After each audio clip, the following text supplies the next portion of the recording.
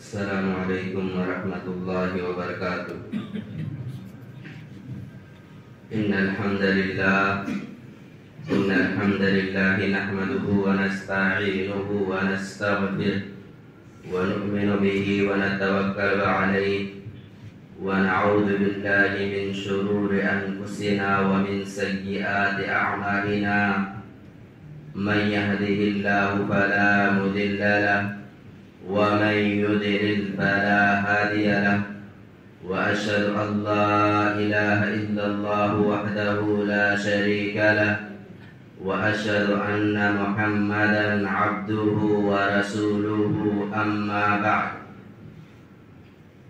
فإن خير الحديث كتاب الله وخير الهدي هدي محمد صلى الله عليه وسلم وشر الأمور محدثاتها وكل محدثة بدعة وكل بدعة ضلالة وكل ضلالة في النار فأعوذ بالله من الشيطان الرجيم بسم الله الرحمن الرحيم يا أيها الذين آمنوا اتقوا الله حق تقاته ولا تموتن إلا وأنتم مسلمون يا أيها الناس اتقوا ربكم الذي خلقكم من نفس واحدة وخلق منها زوجها وبث منهما رجالا كثيرا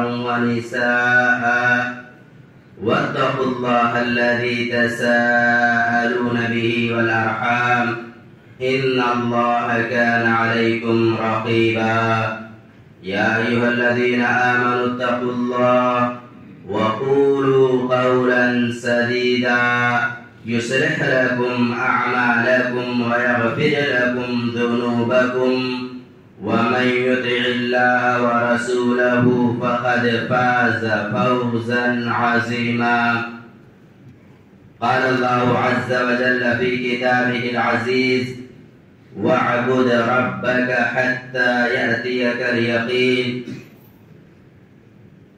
سورة الحجر آیت نمبر 99۔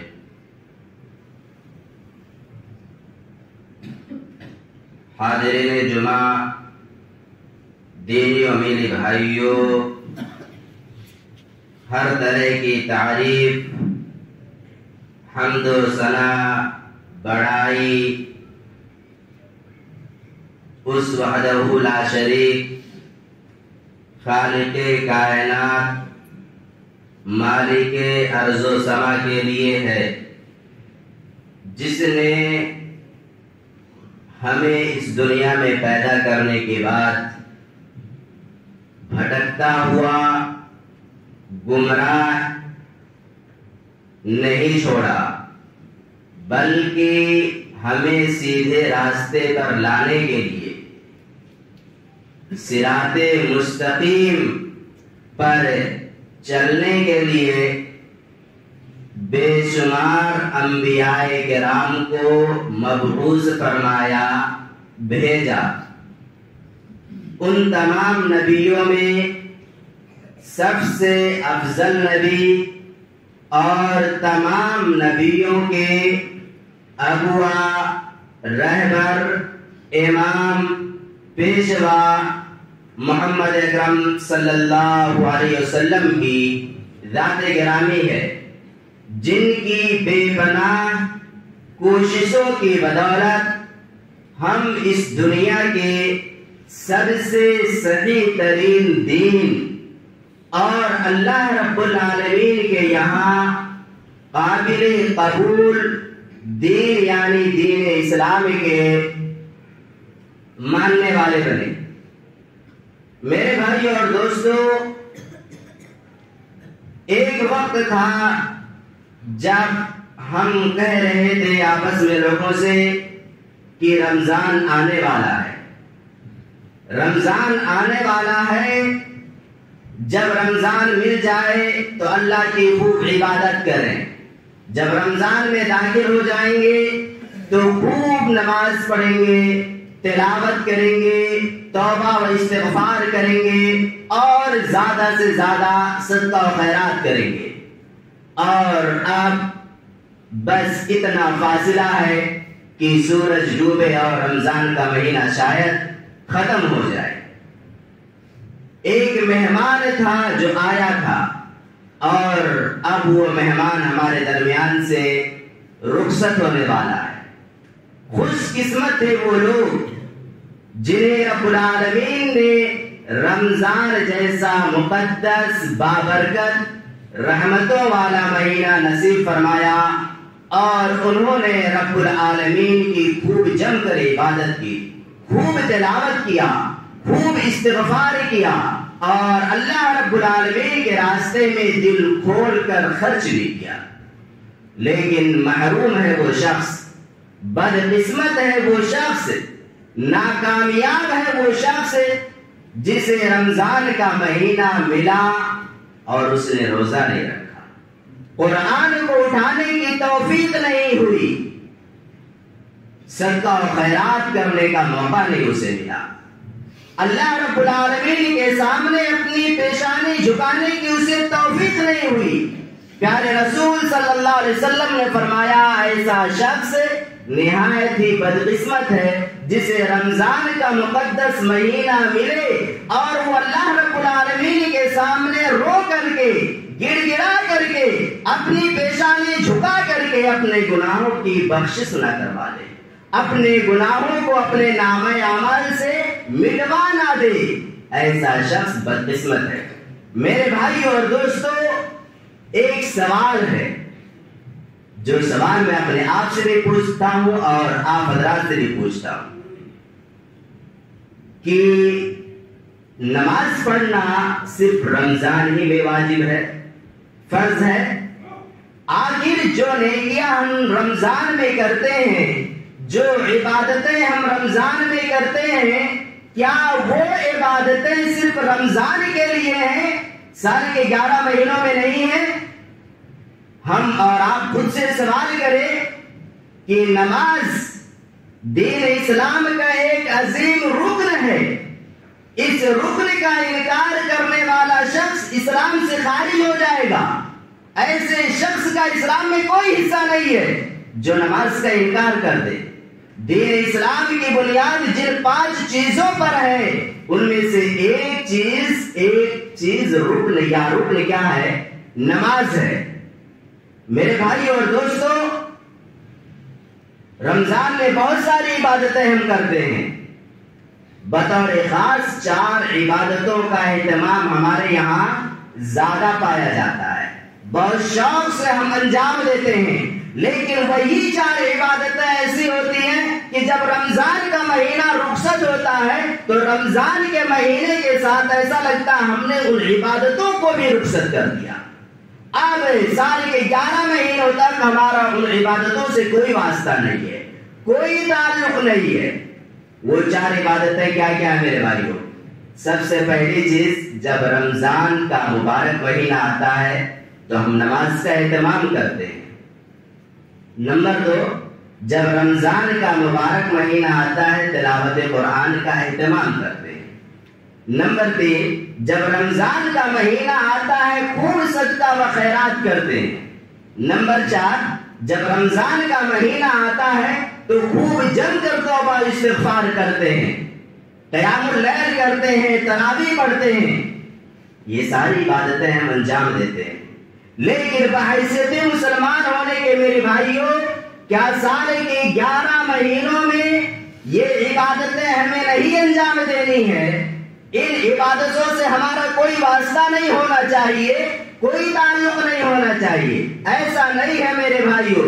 جس طریقے سے رمضان میں ہم یہ 4 عظیم اور اہم عبادتیں انجام دیتے ہیں، ایسے ہی سال کے 11 مہینوں میں بھی ہمیں نماز کا اہتمام کرنا چاہیے، توبہ و استغفار کا اہتمام کرنا چاہیے، تلاوت قرآن کا اہتمام کرنا چاہیے، اللہ رب العالمین کے راستے میں صدقہ و خیرات کرنے کا اہتمام کرنا چاہیے۔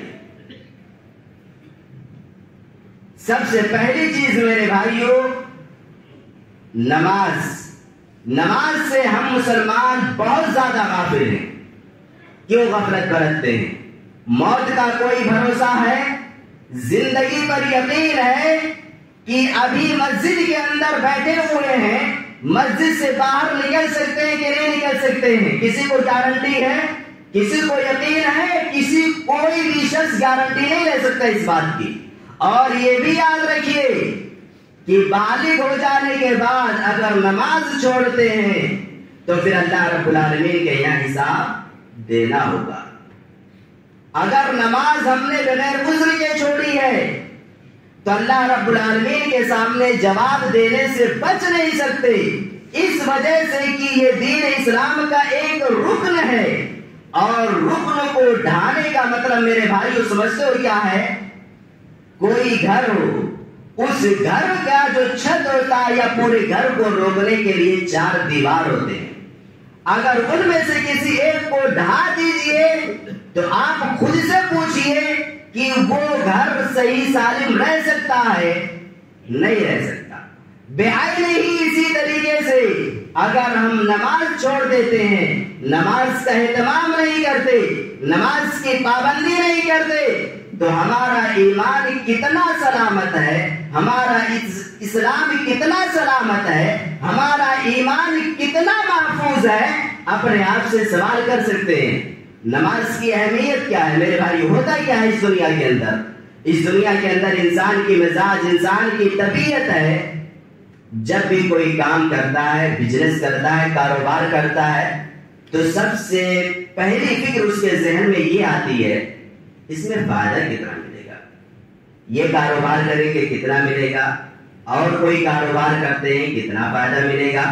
اس کے بعد میں انسان جا کر کے اپنا قدم اس کاروبار میں رکھتا ہے. سوال یہ ہے کہ اگر نماز پڑھتے ہیں تو نماز پڑھنے کا فائدہ کیا ہے اس دنیا کے اندر اور آخرت کے اندر؟ یاد رکھیے 70 سے زائد بار اللہ رب العالمین نے نماز کا ذکر قرآن کریم کے اندر کیا ہے. کیوں؟ اس کی اہمیت کو بتلانے کے لیے, لوگوں کے ذہنوں میں اس کی اہمیت کو بے بس کرنے کے لیے کہ یہ نماز کوئی معمولی سی چیز نہیں ہے. کل قیامت کے دن انسان جب اللہ رب العالمین کے سامنے حاضر ہوگا, پیش کیا جائے گا, تو حقوق اللہ میں جانتے حقوق 2 طرح کے ہوتے ہیں, ایک حقوق العباد اور ایک حقوق اللہ. حقوق العباد کا مطلب انسانوں کے آپسی حقوق, رشتہ داروں کے حقوق, دوستوں کے حقوق, بھائیوں کے حقوق, پڑوسیوں کے حقوق, اور ایک حقوق اللہ یعنی اللہ کا حق. اللہ کا سب سے بڑا حق کیا ہے؟ انسان اللہ کی عبادت کرے, اس کی عبادت میں کسی کو بھی شریک اور ساجی نہ ٹھہرائے. حقوق اللہ میں اللہ رب العالمین کل قیامت کے دن جس چیز سے متعلق سب سے پہلا کوشچن کرے گا, سب سے پہلا سوال حقوق اللہ میں جس چیز سے متعلق ہوگا وہ چیز ہے نماز, وہ معاملہ نماز کا ہے.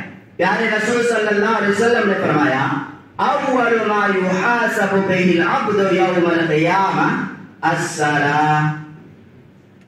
کل قیامت کے دن انسان کا سب سے پہلا حساب و کتاب جس چیز سے متعلق ہوگا وہ نماز ہے. اگر نماز کا معاملہ ٹھیک ٹھاک رہا, درست رہا, نماز کا جواب انسان نے صحیح سے دے دیا تو کامیاب ہو گیا, آگے کی سیڑھی اس کے لیے آسان ہو گئی, جنت میں انشاءاللہ جائے گا. لیکن اگر نماز ہی کا معاملہ گڑبڑ ہو گیا, اسی کوشچن کا آنسر نہیں دے سکا, تو آگے کی سیڑھیاں اور زیادہ مشکل ہو جائیں گی, پھر اس کے لیے کامیاب ہونا بہت مشکل ہو جائے گا. اس وجہ سے میرے بھائیو اگر ہم یہ چاہتے ہیں کہ حقوق اللہ میں جو سب سے پہلا کوشچن اللہ ہم سے کرے, جو سوال کرے, اس کا جواب اگر ہم دینا چاہتے ہیں تو نماز کی پابندی کیجیے. جس طریقے سے آج ہم جمعہ کی نماز ادا کرنے کے لیے آئے ہیں, جس طریقے سے رمضان میں ہم نے نماز کا اہتمام کیا ہے، اسی طریقے سے سال کے 11 مہینوں میں نماز کی پابندی کریں، نماز کا اہتمام کریں۔ اسی طریقے سے میرے بھائیوں، اللہ رب العالمین قرآن کریم کے اندر ارشاد فرماتا ہے ان الصلاۃ تنہی عن الفحشاء والمنکر، بہت مشہور آیت ہے، کئی سارے لوگوں کو یہ آیت یاد بھی ہوگی۔ یہ نماز انسان کو غلط چیزوں سے، بے حیائی کے کاموں سے، اللہ اور اس کے رسول کی نافرمانی سے روکتی ہے۔ نماز کا بہت بڑا فائدہ ہے میرے بھائیوں کہ اگر ہم نماز کی پابندی کریں گے تو غلط چیزوں سے یہ نماز ہمیں روک دے گی، چوری کرنے سے، غیبت کرنے سے، شرک کرنے سے، جھوٹ بولنے سے، لوگوں کی عزت پر حملہ کرنے سے، غلط طریقے سے کاروبار کرنے سے، حرام طریقے سے مال حاصل کرنے سے، ان ساری چیزوں سے یہ نماز ہمیں روک دے گی۔ پھر سوال آپ کریں گے کتنے سارے لوگ نماز بھی پڑھتے ہیں اور غلط کام بھی کرتے ہیں، نماز بھی پڑھتے ہیں، جھوٹ بھی بولتے ہیں، نماز بھی پڑھتے ہیں، غیبت بھی کرتے ہیں، نماز بھی پڑھتے ہیں، دیگر غلط کام بھی کرتے ہیں۔ ایسا کیوں؟ ایسا میرے بھائیوں اس وجہ سے ہے کہ ہم نماز کو صحیح ڈھنگ سے پڑھتے نہیں۔ ہر شخص اپنے آپ سے سوال کر کے پوچھے کہ جب وہ شخص ظہر کی نماز ادا کرنے کے لیے آتا ہے یا عصر یا مغرب یا عشاء کی، اور وہ جب نماز ادا کر رہا ہوتا ہے تو اس کا ذہن کتنا اللہ رب العالمین کے لیے حاضر رہتا ہے اور کتنا دنیاوی کاروبار میں معاشرے کے بیچ اس کا ذہن گھومتا رہتا ہے، کتنا ہم حاضر رہتے ہیں ذہنی اعتبار سے نماز کے اندر۔ اور اسی طریقے سے جب ہم نماز پڑھتے ہیں تو اس میں بھی ہم یہ جائزہ لیں کہ جو نماز ہم پڑھ رہے ہیں وہ نماز کار رسول صلی اللہ علیہ وسلم کے بتلائے ہوئے طریقے کے مطابق ادا کر رہے ہیں یا نہیں ادا کر رہے ہیں، رکوع کیسے کرنا ہے، قیام کیسے کرنا ہے، رفع الیدین کیسے کرنا ہے، سجدہ کیسے کرنا ہے، تشہد میں کیسے بیٹھنا ہے، آخری تشہد میں کیسے بیٹھنا ہے، یہ سارے طریقے ہر مسلمان کو معلوم ہو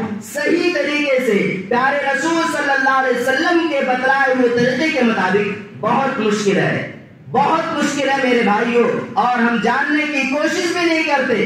5 بار نماز ادا کرتے ہیں، کم از کم اپنے علماء سے ہمیں پوچھنا چاہیے، سیکھنا چاہیے کہ نماز پڑھنے کا صحیح طریقہ کیا ہے، وہ طریقہ ہمیں بتلائیے جو طریقہ رسول اکرم صلی اللہ علیہ وسلم نے صحابہ کرام کو دیا تھا، جو طریقہ رسول اکرم صلی اللہ علیہ وسلم نے اپنے بعد کے آنے والے لوگوں کو دیا تھا۔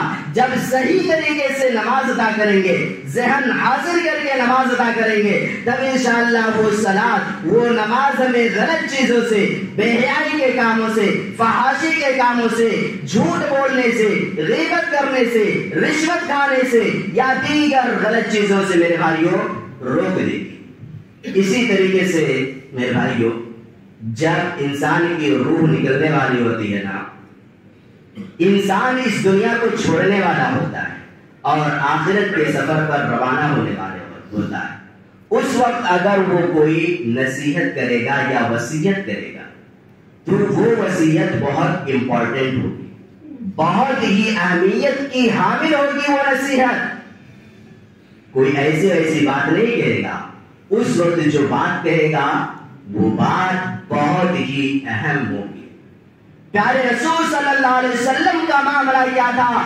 جب آپ کی روح آپ کے جسم سے نکلنے والی تھی، جب آپ اس دنیا کو چھوڑنے والے تھے، جب آپ صلی اللہ علیہ وسلم ایک دوسری دنیا میں جانے والے تھے، اس وقت اللہ کے رسول صلی اللہ علیہ وسلم کی زبان پر اگر کوئی لفظ تھا، آپ صلی اللہ علیہ وسلم کو کوئی فکر تھی جو ستا رہی تھی، کوئی نصیحت ایسی تھی جو نصیحت یا وصیت اپنی امتیوں کے لیے آپ کر سکتے تھے، اور جس وصیت کو آپ نے سب سے اہم سمجھا وہ نصیحت کیا تھی میرے بھائیوں؟ آپ صلی اللہ علیہ وسلم اس وقت جب کہ روح نکلنے والی ہے، آپ کی زبان پر ایک لفظ تھا، الصلاۃ الصلاۃ وما ملکت ایمانکم، اے میری امت کے لوگوں، اے میرے صحابہ کرام جو میرے ارد گرد جمع ہو، جو تم مجھے دیکھ رہے ہو، میرا ایک پیغام ہے،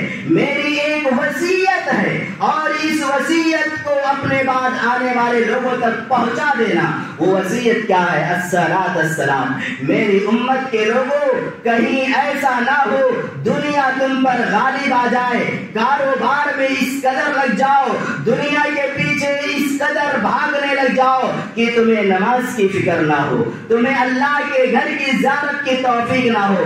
الصلاۃ الصلاۃ، جب تک دنیا میں رہنا نماز کا اہتمام کرنا، نماز کی پابندی کرنا، 5 وقت کی نماز متعینہ وقت پر باجماعت ادا کرنے کی کوشش کرنا۔ وما ملکت ایمانکم، دوسری نصیحت یا وصیت آپ کی یہ تھی، تمہارے ماتحتی میں جو غلام کام کرتے ہیں ان کا ذرا خیال رکھنا۔ کیا خیال رکھنا میرے بھائیوں؟ جب مالک ہوتا ہے نا، ماتحتی میں کام کرنے والوں کو کوئی ویلو نہیں دیتا، کوئی حیثیت نہیں دیتا، سوچتا ہے نوکر ہے، بس کیا ہے؟ نوکر ہے۔ ہمارا ماجرا کیا ہے؟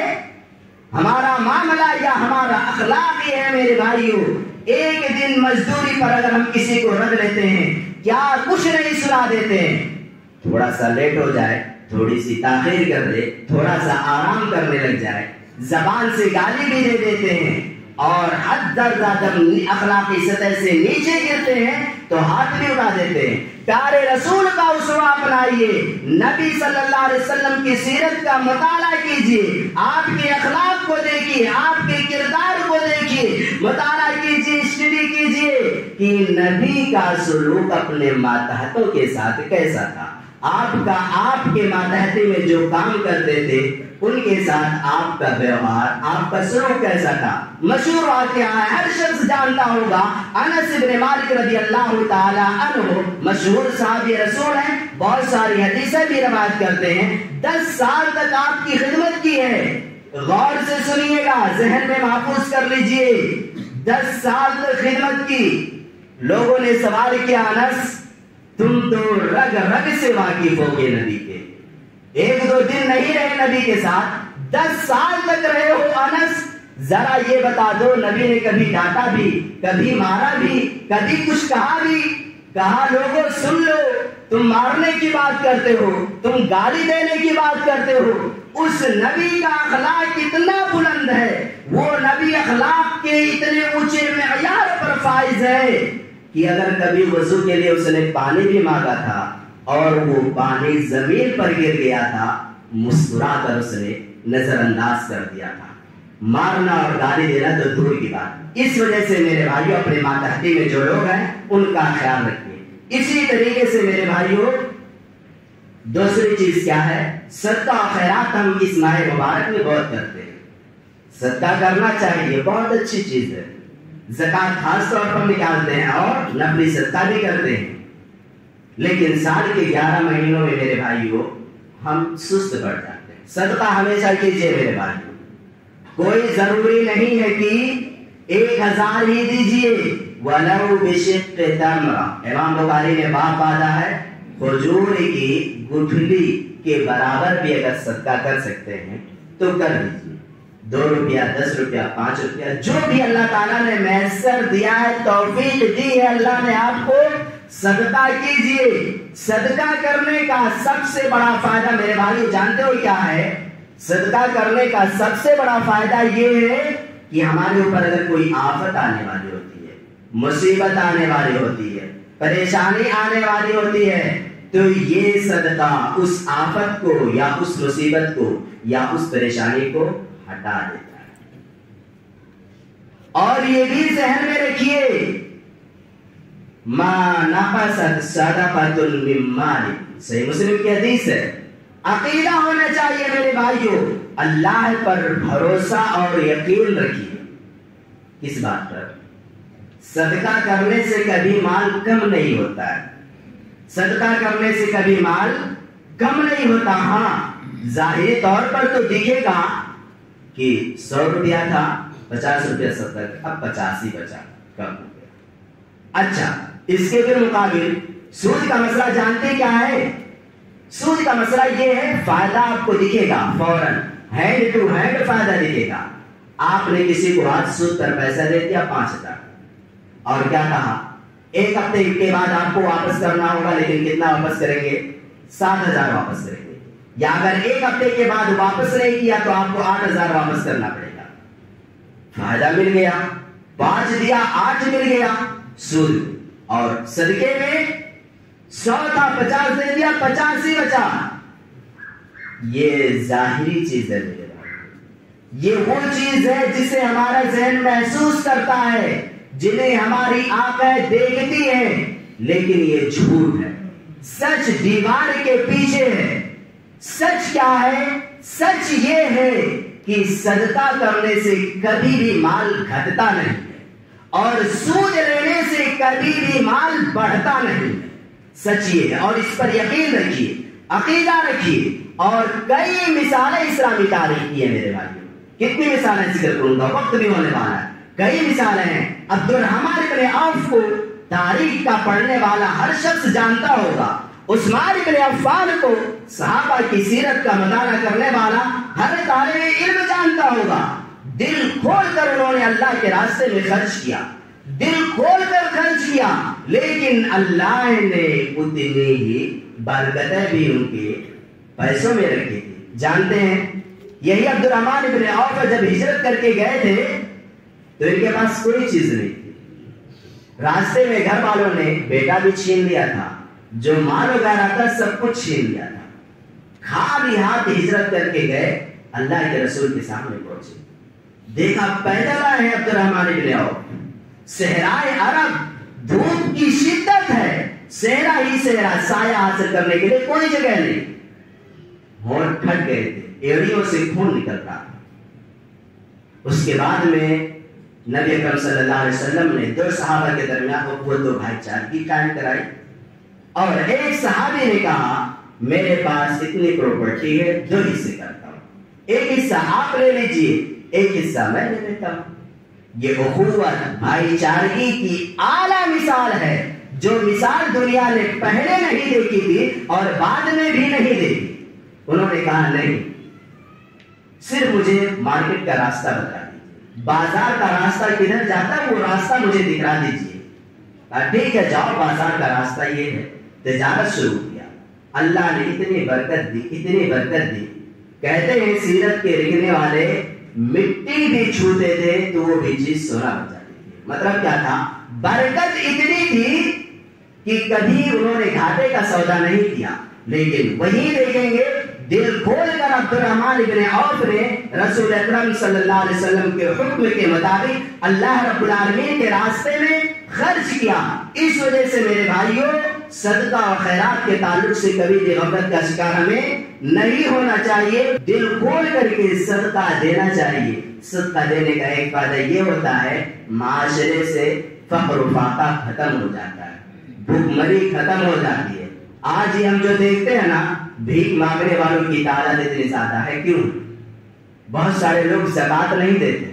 بہت سارے لوگ ایسے لگتا ہے کہ دیتے ہیں، لیکن ایسا نہیں ہے. بہت سارے لوگ زکات نہیں دیتے ہیں اور عام صدقہ بھی نہیں کرتے ہیں. زکات کا نظام اسلام نے دنیا کے اندر رائج کرنے کے لیے اسی وجہ سے کہا کہ اگر انسان زکات نکالے، زکات دے صحیح طریقے سے، تو ایسی شکل میں معاشرے سے فقر و فاقہ کا خاتمہ ہو جائے گا. فقراء مساکین نہیں رہیں گے، سب کے پاس کھانے کا انتظام ہوگا. یہ جو بھیک مانگنے والوں کی تعداد اتنی زیادہ رہتی ہے، اتنی زیادہ نہیں رہے گی، اس میں بھی کمی ہو جائے گی.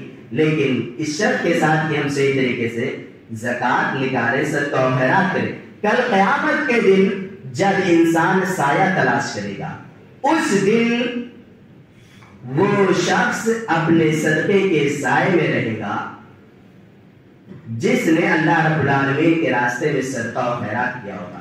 اسی طریقے سے جن 7 لوگوں کا ذکر ایک حدیث کے اندر ہے کہ اللہ تبارک و تعالیٰ کل قیامت کے دن انہیں اپنے عرش کا سایہ نصیب فرمائے گا. ان 7 لوگوں میں سے ایک وہ شخص بھی ہے رجل تصدق بصدقة فأخفاها حتى لا تعلم شماله ما تنفق يمينه. صحیح حدیث بخاری کی کہ وہ شخص جس نے اللہ کے راستے میں صدقہ دیا ہوگا، دکھا کر کے نہیں، ریاکاری کر کے نہیں، چھپا کر کے صدقہ دیا ہوگا کہ کوئی دیکھ نہ لے.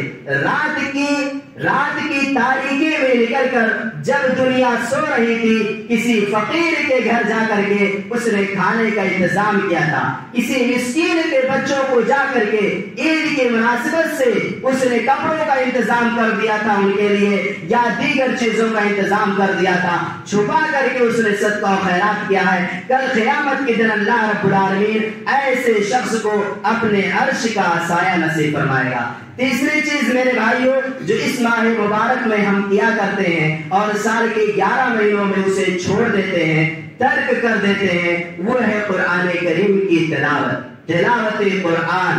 یاد رکھیں اس دنیا کے اندر سب سے صحیح ترین کتاب اور سب سے زیادہ فائدے مند کتاب اگر کوئی ہے تو وہ قرآن کریم ہے.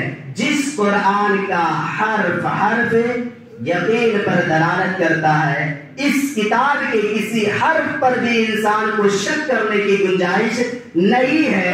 کیونکہ آج اس دنیا کا اصول کیا ہے جانتے ہیں؟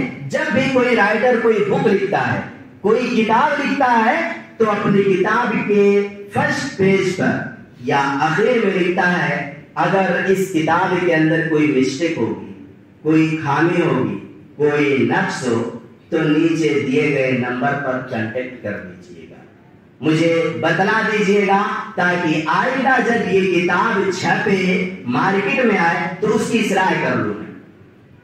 یہ اس دنیا کے رائٹروں کا حال ہے، لکھنے والوں کا. لیکن اللہ رب العالمین نے جب قرآن کریم کو نازل کیا پیارے رسول صلی اللہ علیہ وسلم کی ذات مبارکہ پر، اور اس قرآن کو پوری دنیا کی انسانیت کے لیے رہنما والی کتاب بنایا، ہدایت والی کتاب بنایا، روشنی والی کتاب بنایا، باطل اور سچ کے درمیان فرق کرنے والی کتاب بنایا، تو فرسٹ پیج پر اس نے لکھ دیا ذالک الکتاب لا ریب فیہ. دنیا والوں جب اس کتاب کو پڑھنا تو سب سے پہلے یہی پڑھ لو لا ریب فیہ. یہ وہ کتاب ہے جس کتاب کے اندر کوئی شک نہیں. جو بھی تعلیمات ہیں سچائی پر مشتمل ہیں، حرف سچائی کا گواہ ہے. اس کتاب کا ایک بھی حرف جھوٹا نہیں ہو سکتا. اس کتاب کے اندر جو واقعات ذکر کیے گئے، جو تعلیمات ذکر کی گئی، جو میسیجز اس کتاب نے دنیا انسانیت کو دیا ہے، وہ ساری چیزیں سچائی پر مبنی ہیں، جھوٹ کا شائبہ نہیں ہے. اسی وجہ سے علماء نے کہا ہے ایک ہوتا ہے شک کرنا اور ایک ہوتا ہے یقین کرنا. جانتے ہیں نا کہ یہ غلط ہے، غلط پر یقین کر لینا. اور ایک انسان کے ذہن میں شاید یہ شک لگ رہا ہے مجھے کہ یہ والی عبارت، یہ والی لائن صحیح نہیں ہے، یقین نہیں ہے اسے لیکن شک ہو رہا ہے. قرآن کے تعلق سے رب نے کہا لا ریب فیہ، شک کی بھی گنجائش نہیں ہے. کوئی انسان اگر قرآن کی کسی بھی تعلیم پر شک کرتا ہے، کسی بھی آیت کے تعلق سے شک کرتا ہے کہ یہ آیت نہیں صحیح ہے، یہ تعلیم نہیں صحیح ہے، یا یہ باتیں نہیں صحیح ہیں، یا ان آیتوں کو قرآن سے نکال دینا چاہیے، آج کے زمانے کے مطابق یہ آیتیں نہیں ہیں، اس کا بھی ایمان سلامت نہیں ہے. گویا کہ اس نے ارکان ایمان میں سے ایک رکن کا ایک طریقے سے انکار کر دیا.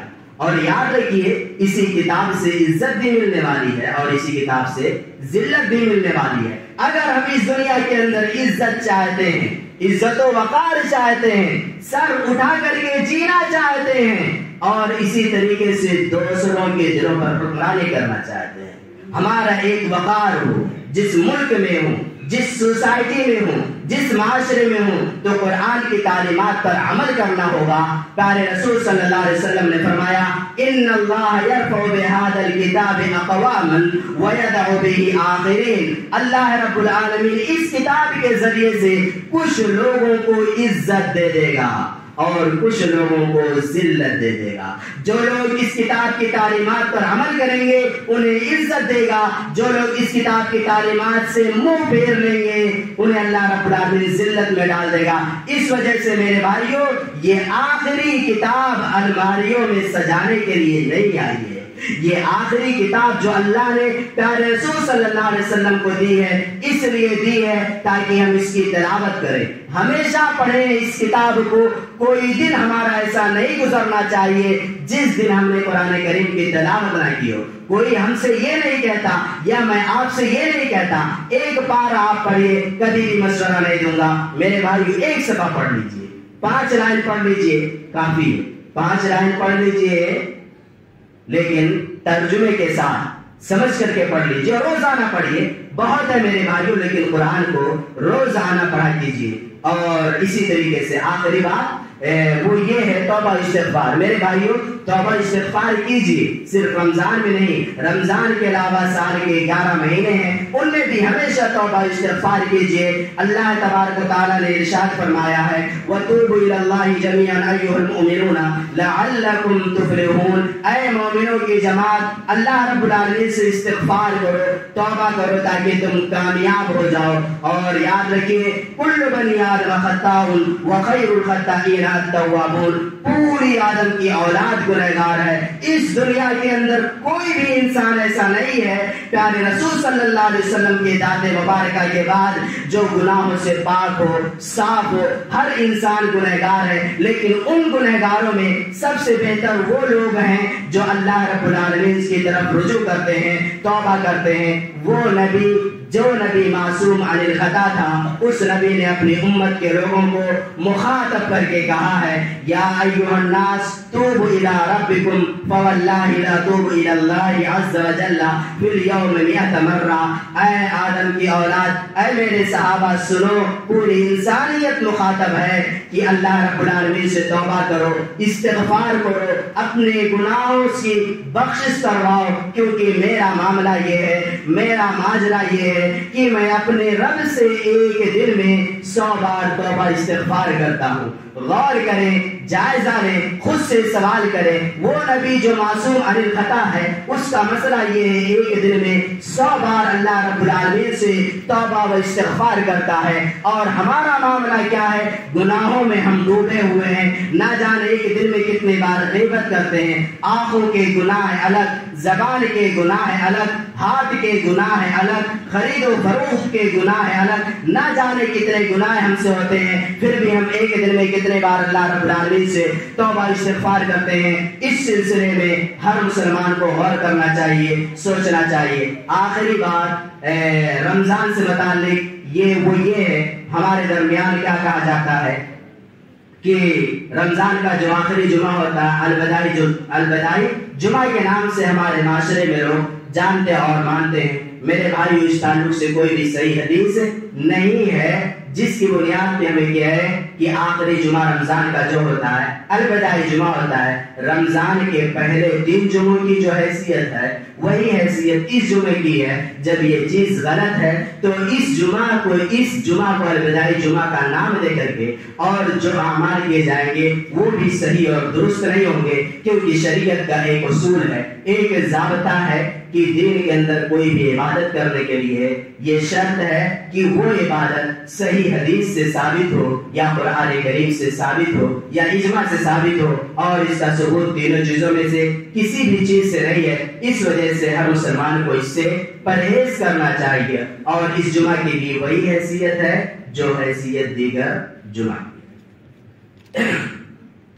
اعلان کے طور پر عید الفطر سے متعلق عرض کرنی ہے، وہ یہ ہے کہ عید کی 2 جماعتیں ہوں گی۔ پہلی جماعت آپ لوگوں کی ہوگی 7:45 پر، دوسری جماعت خواتین کی ہوگی، عورتوں کی ہوگی، وہ جماعت 8:30 پہ یعنی 8:30 بجے۔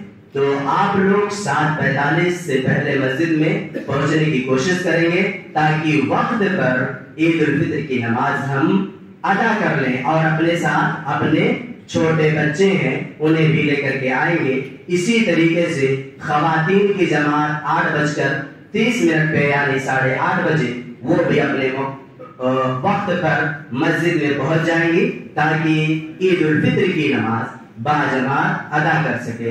اللہ رب العالمین سے دعا ہے الہ العالمین تو ہمیں رمضان میں جس طریقے سے عبادت کرنے کی توفیق دی تھی تو نے اسی طریقے سے سال کے 11 مہینوں میں بھی عبادت کرنے کی ہمیں توفیق دے۔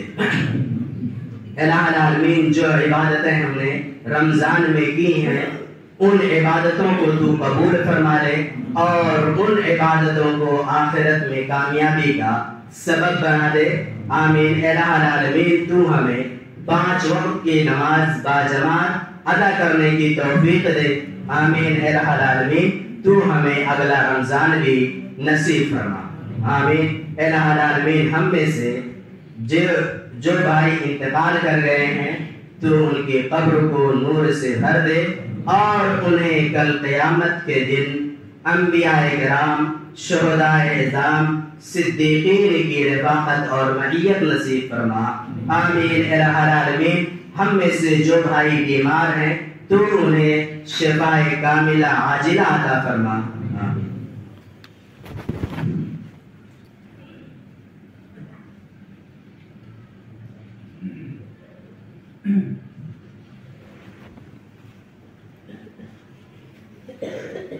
إن الحمد لله نحمده ونستعينه ونستغفره ونؤمن به ونتوكل عليه ونعوذ بالله من شرور أنفسنا ومن سيئات أعمالنا من يهده الله فلا مضل له ومن يضلل فلا هادي له وأشهد أن لا إله إلا الله وحده لا شريك له وأشهد أن محمدا عبده ورسوله أما بعد فإن خير الحديث كتاب الله وخير الهدي هدي محمد صلى الله عليه وسلم وشر الأمور محدثاتها وكل محدثة بدعة وكل بدعة ضلالة وكل ضلالة في النار فأعوذ بالله من الشيطان الرجيم بسم الله الرحمن الرحيم اللهم صل على محمد وعلى آل محمد كما صليت على إبراهيم وعلى